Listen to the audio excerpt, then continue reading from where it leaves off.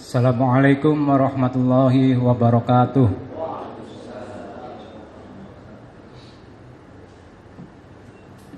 Alhamdulillahilladzi arsala rasulahu bil huda wa dinil haq liyudhhirahu 'alad dini kullihi walau karihal kafirun.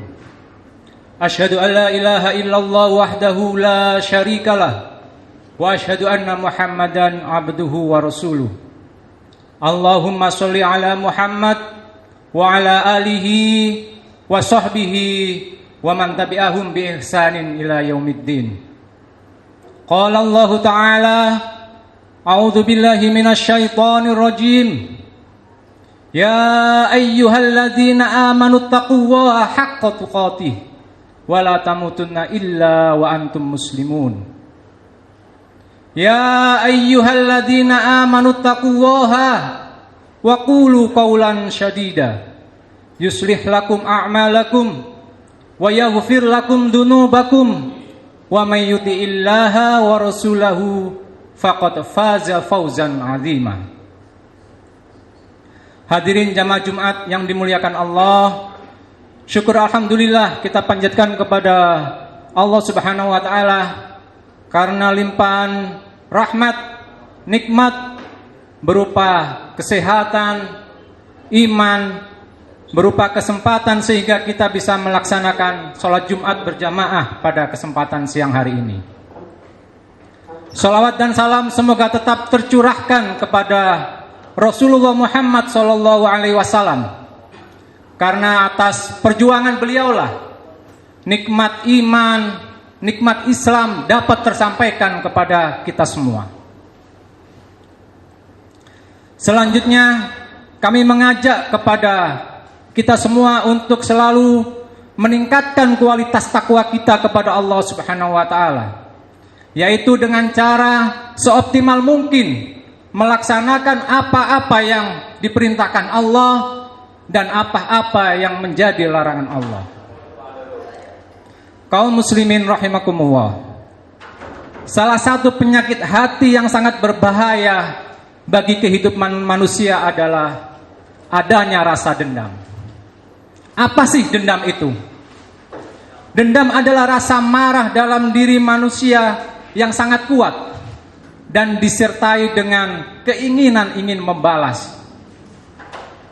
Suatu perasaan ingin membalas perbuatan orang yang telah menyakiti kita dengan sesuatu yang lebih menyakitkan.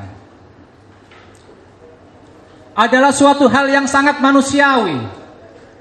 Adalah suatu hal yang sangat wajar ketika seseorang diperlakukan tidak baik, seseorang diperlakukan tidak adil, seseorang disakiti, kemudian timbul perasaan tidak nyaman, timbul perasaan yang sakit di dalam hati dan membuat bekas luka di hati yang dalam. Lebih-lebih jika perbuatan itu dilakukan oleh teman dekat kita, sahabat kita, saudara kita, atau bahkan dari keluarga kita sendiri. Namun jika hal tersebut menimbulkan rasa dendam, rasa ingin membalas untuk menyakitinya kembali, maka itu merupakan sifat yang sangat berbahaya, yang dapat menimbulkan berbagai permasalahan baru, dapat menimbulkan dosa-dosa baru yang tidak akan kunjung berhenti. Kaum muslimin rahimakumullah, ada beberapa kerugian bagi orang yang mempunyai sifat pendendam. Yang pertama adalah dia akan dibenci oleh Allah Subhanahu wa taala. Sebagaimana sabda Nabi Muhammad sallallahu alaihi wasallam, abghadur rajuli ilallahi aladul khisam. Orang yang paling dibenci Allah adalah orang yang menaruh dendam kesumat. Pendendam dibenci oleh Allah karena selalu menyimpan keburukan bagi orang lain, menyimpan keburukan di dalam hatinya.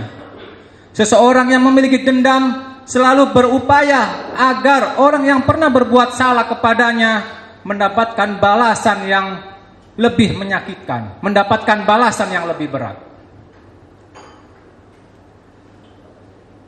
Kerugian yang kedua adalah sifat dendam ini akan memutuskan tali silaturahim dan menumbuhkan permusuhan. Sudah barang tentu, kalau seseorang menaruh dendam kepada orang lain, maka secara otomatis hubungan persaudaraan, hubungan kasih sayang antar keduanya akan terputus. Dan orang yang memutus silaturahim diancam tidak akan masuk surga, sebagaimana sabda Nabi Muhammad SAW, la yadkhulul jannata qati'u yakni qati'ar rahim. Tidak akan masuk surga orang yang memutus silaturahmi. Hadis muttafaqun alaih. Dendam membuat hubungan menjadi renggang. Dendam membuat silaturahim jadi terputus. Orang yang menaruh dendam kepada seseorang, maka dia akan selalu berusaha untuk menghindari orang tersebut. Dendam membuat keburukan yang tiada henti dan menumbuhkan dosa-dosa baru antara keduanya.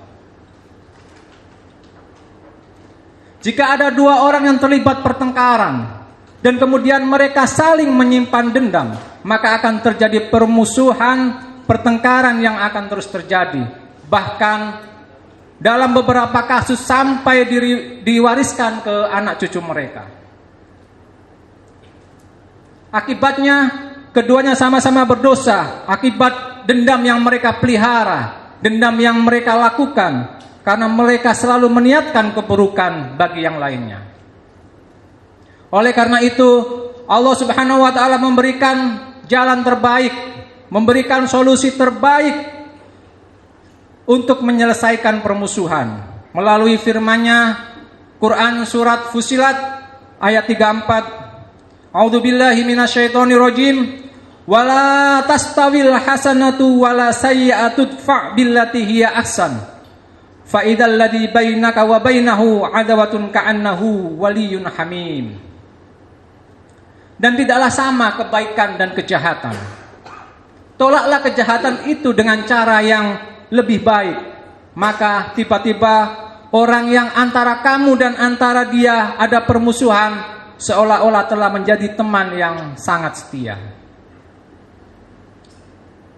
Ma'asyiral muslimin rahimakumullah. Tentunya kita sangat yakin akan kebenaran janji Allah sebagaimana ayat tadi. Suatu kejahatan apabila dibalas dengan kebaikan maka akan selesai. Bahkan orang yang tadinya marah kepada kita, orang yang tadinya benci kepada kita, orang yang tadinya bermusuhan kepada kita akan berubah seolah-olah menjadi teman, seolah-olah menjadi sahabat yang sangat setia. Namun sebaliknya, ma'asyiral muslimin, jika kejahatan dibalas dengan kejahatan, perbuatan tersebut tidak akan berhenti. Akan terus timbul permusuhan dan terus-menerus mengalirkan dosa antara keduanya.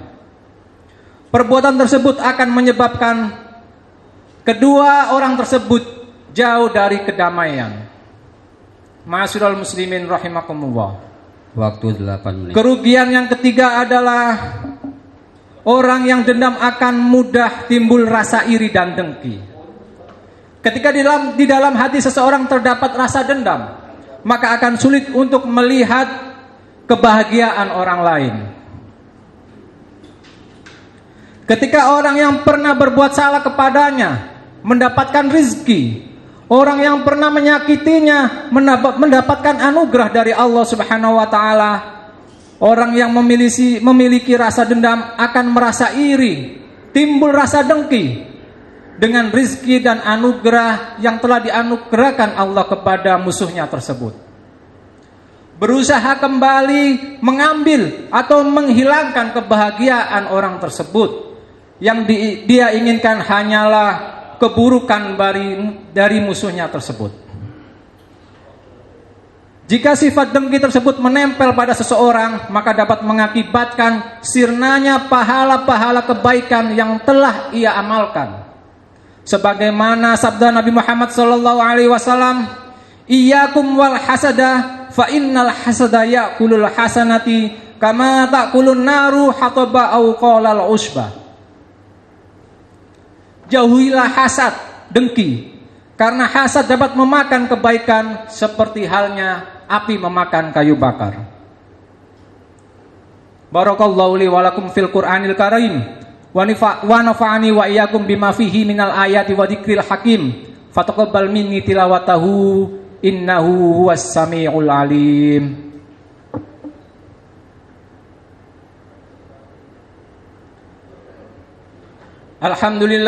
Alhamdulillahilladzi hadana lihada wa ma kunna linahtadiya laula an hadanallah. Kaum muslimin rahimakumullah. Untuk itu, marilah kita renungkan firman Allah Subhanahu wa taala di dalam surat Ali Imran ayat 133 sampai 134. A'udzubillahi minasyaitonir rajim.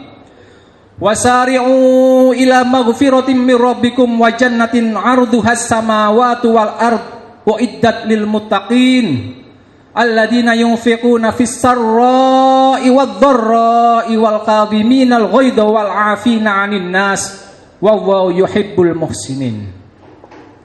Dan bersegeralah kamu kepada ampunan dari Tuhanmu dan kepada surga yang luasnya seluas langit dan bumi, yang disediakan untuk orang-orang yang bertakwa, yaitu orang-orang yang menafkahkan hartanya baik di waktu lapang maupun sempit, dan orang-orang yang menahan amarahnya dan memaafkan kesalahan orang lain. Wallahu yuhibbul muhsinin. Allah menyukai orang-orang yang berbuat kebajikan. Ma'asyiral muslimin rahimakumullah.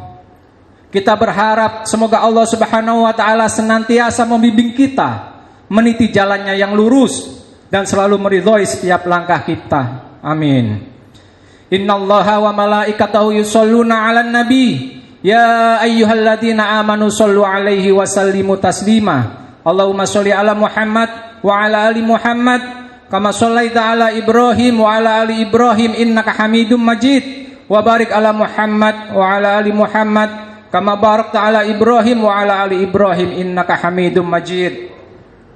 Allahumma ighfir lil muslimina wal muslimat wal mu'minina wal mu'minat innaka Hamidum mujibun qaribud da'wat wa yaqdiyal hajat.